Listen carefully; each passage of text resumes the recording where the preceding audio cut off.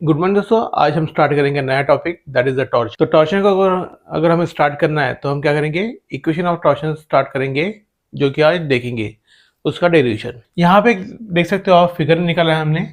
ये है आपका figure of shaft. Figure of shaft में यहाँ से लेके यहाँ तक लेंथ क्या है, एल। साथ में उसका सर्कुलर सेक्शन है शाफ्ट का, यानी ओरिजिन से लेकर आउटर सर्फेस तक का डिस्टेंस इज द आर। यहाँ पे हमने कंसिडर किया हुआ एक पॉइंट P एंड एक small element in terms of length that is the Q। यहाँ पे इसके सरफेस पे हमने अगर ट्विस्ट कर दे तो जो फिगर रहेंगी हमारी वो क्या होगी, रोटेट होंगी। तो रोटेट अगर होंगी तो Q पॉइंट कहाँ पे जाएगा हमारा, एस पॉइंट तक जाएगा। तो साथ साथ में हम लोग क्या करेंगे, Q पॉइंट एस तक जाएगा तो P टू एस हम लोग क्या करेंगे, ज्वाइन कर लेंगे। तो ऑब्वियसली Q पॉइंट यहाँ भी यहाँ आएगा और that point is the S point और that point is the Q point. तो इसको भी हम लोग क्या करेंगे, ज्वाइन कर लेंगे at the centre of O। क्या बोला हमने, OS is equal to OQ, यानी OS is equal to OQ, that is the radius of shaft, L is the length of shaft, then angle SPQ is the phi, that is your shear strain, angle of SOQ that is the theta, angle of twist. अब हम बात करेंगे angle of SPQ के बारे में, that is your the phi. Phi यानी shear strain of the body along the length, और ये जो वैल्यू रहेंगी ये क्या रहेंगी हमारी, that is the smallest value रहेंगी। तो हम लोग बात कर रहे हैं लेंथ ऑफ आर्क के बारे में। लेंथ ऑफ आर्क की अगर बात करते हैं यहाँ पे, दिस Q और दिस S की बात कर रहे हैं, और ये वाला P है हमारा फिक्स पॉइंट, और ये जो एंगल है दैट इज द फाई। तो मेरा जो SQ वैल्यू रहेंगी, the value of SQ is equal to length multiply by angle that is the phi. और ये जो लेंथ रहेंगी, लेंथ कितनी रहेंगी, यहाँ से लेके यहाँ तक जो रहेंगी लेंथ। तो साथ साथ में अगर फाई की वैल्यू अगर बात करते हो that is your shear strain, therefore the phi is equal to SQ divide by length. तो इसको लिखेंगे हम लोग equation number 1, that is the formula for shear strain। अब ये किसके हिसाब से आया है, लेंथ के हिसाब से आया हुआ है। लेकिन हम लोग अगर सर्कुलर सेक्शन अगर देखते हैं तो हमने क्या किया है, यही डायग्राम हमने यहाँ पे निकाला हुआ है और यहाँ पे सेक्शन निकाला हुआ है सर्कुलर शाफ्ट का। तो ये Q पॉइंट है और ये S पॉइंट है, तो दोनों को हम लोग क्या करेंगे, ओरिजिन से कनेक्ट कर लेंगे। कनेक्ट करने के बाद OQ is the radius and OS is the again radius. साथ साथ में यहाँ पे एक एंगल आएगा that is the theta, this theta is belong to the angle of twist. तो अभी हमने क्या किया, ये जो स्मॉल एलिमेंट है पोर्शन है QOS, उसी को हमने फिगर में बड़ा किया हुआ है। तो इसके सरफेस में यहाँ पे आएगा हमारा shear stress, that is the value of tau. Tau is the shear stress intensity of the surface of the shaft, और कहाँ पे आएगा, सरफेस पे आएगा QS पे।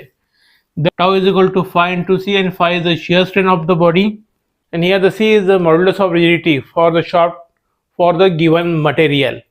तो उस कंडीशन के हिसाब से the value of phi हमारे पास अवेलेबल है from equation number 1, phi is equal to SQ by L, therefore the tau is equal to SQ by L multiply by C is the length of shaft. अब हमें SQ की value पता नहीं है, ये कैसे करेंगे, SQ के निकालने के लिए हम लोग ये वाले फिगर को थोड़ा इलाबोरेट करेंगे। That is the length of arc L के हिसाब से। अब लेंथ ऑफ आर्क यानी क्या है, that is the length of SQ की अगर मुझे लेंथ निकालना है तो SQ is equal to radius multiply by angle of theta, that is the length of arc according to bending stress हमने देखा था इसको। तो ये टर्म यहाँ पुट करेंगे, therefore the tau is equal to R into theta that divide by the length multiply by the C। तो इसको रीअरेंज करने के बाद tau divide by radius is equal to C theta by L is the equation number 1। तो हमें shear stress, radius, modulus of rigidity, angle of twist and length of shaft का equation हमें यहाँ मिल चुका है। अभी हम क्या करेंगे, पूरे के पूरे सॉलिड सर्कुलर शाफ्ट को क्या करेंगे, नंबर ऑफ एलिमेंट में डिवाइड करेंगे। नंबर ऑफ एलिमेंट यानी क्या है, इसको एक छोटा सा एलिमेंट यहाँ पे कंसिडर कर लिया और इसका क्या एरिया रहेगा, दैट इज द DA, और ये चीज रहेगा आपका एरिया। साथ साथ में इसका एक फोर्स भी यहाँ पे अवेलेबल रहेगा, that is the value of P। तो साथ साथ में इस एरिया का ओरिजिन से लेके डिस्टेंस जो रहेगा that is your small radius, से लेके आउटर तक जो डिस्टेंस रहेगा that is the capital R। तो capital R is the radius of the outer surface from centre, and small r is the centre से लेके उस एलिमेंट तक का radius that is the small r। तो इस कंडीशन के हिसाब से अगर फोर्स अगर मुझे निकालना है तो क्या करेंगे, देखेंगे हमारे पास shear stress intensity अवेलेबल है, that is the tau is equal to force per unit area, therefore force is equal to tau multiplied by area, force is equal to P is equal to tau into area, that is your force in terms of shear stress। लेकिन तो ये जो formula आया हुआ है ये किसके लिए, आपका कंप्लीट शाफ्ट के लिए है, लेकिन एलिमेंट के लिए क्या आएगा, therefore the P element is equal to small q for the elemental shear stress and dA is the area of small element, tau is the shear stress intensity for the complete shaft and A capital A is the area of complete shaft। लेकिन हमने अगर small element अगर consider करते हो तो Q is the shear stress intensity for the small element and dA is the area of small element। तो हमारा जो फॉर्मूला होगा that is formula is tau by r is equal to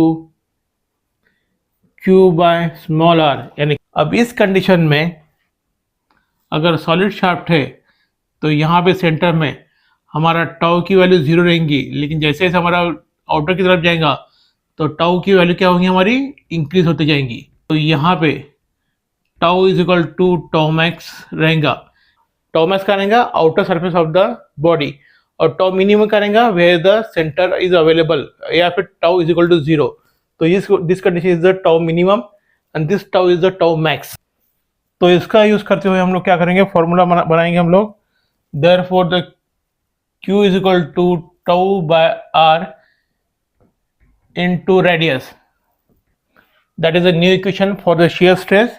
इस फॉर्मूले को बोलेंगे हम लोग shear stress for the small element.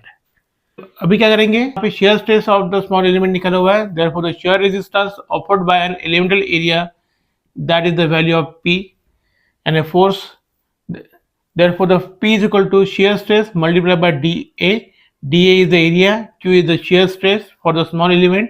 अब Q की वैल्यू हमारे पास अवेलेबल है इन टर्म्स ऑफ इक्वेशन 2, तो ये Q की वैल्यू यहाँ पुट करेंगे, therefore the P is equal to tau divided by R multiplied by radius into dA, that is your the shear resistance offered by the elemental area P, that is the equation number 3। इसके बाद निकालेंगे हम लोग movement, movement of resistance offered bye a small element, इसको वो निकालेंगे हम लोग, therefore the moment of resistance is equal to force multiplied by the perpendicular distance, therefore the perpendicular distance is the radius, therefore the mr is equal to P हमें निकला हुआ है tau by r into small r in terms of dA, that is the force, और perpendicular distance क्या हो गया, origin से लेके लिमिट तक का distance, that is the radius, तो multiply by the radius, therefore the moment of resistance is equal to tau by r into dA into radius का स्क्वायर। तो ये जो मोमेंट ऑफ रेजिस्टेंस निकला है ये हमारा किसके लिए निकला है, स्मॉल एलिमेंट के लिए लिया है, जो कि हमने यहाँ पे कंसिडर किया हुआ है। लेकिन पूरे सर्कल में नंबर ऑफ एलिमेंट रहेंगे, तो हम क्या करेंगे, therefore the moment of resistance is equal to tau by r summation of r square dA। तो ये फॉर्मूला मोमेंट ऑफ रेजिस्टेंस हो गया हमारा कंप्लीट शाफ्ट के लिए, तो हमने ये फॉर्मूला भी डिराइव किया था। अब तो यहाँ पे summation of R square dA को क्या बोला है, मोमेंट ऑफ इनर्शिया बोला है, लेकिन हम लोग डायरेक्टली मोमेंट ऑफ इनर्शिया न लिखते हुए यहाँ पे क्या करेंगे, summation of r square dA is called as a IP। IP is the polar moment of inertia, और IP is equal to Ix plus Iyy। Therefore, this MR is called as the total moment of resistance for the shaft। MR is called as the T, और T is called as a twisting moment। तो ये वाले फॉर्मूले को हम लोग rearrange करेंगे, therefore the MR is called as a T is equal to tau by R, and this term is called as a IP, that is the IP, therefore the T divided by IP is equal to tau by R, that is your equation number 2। tau by R दोनों भी equation में common है, तो मेरा जो equation आएगा that is T by IP is equal to tau by R is equal to C theta by L, इस equation को बोलेंगे हम लोग torsional equation. Here the T is the twisting moment in kilonewton meter, IP is the polar modulus, meter raised to power 4, tau is the shear stress intensity, that is the kilonewton per meter square. Then R is the radius of the shaft, metre में आएगा। C is the modulus of rigidity, theta is the angle of twist in terms of degree or radian, and L is the length of the shaft in terms of meter। तो इस तरह से हमारा पूरा derivation of torsion खत्म होता है। Thank you.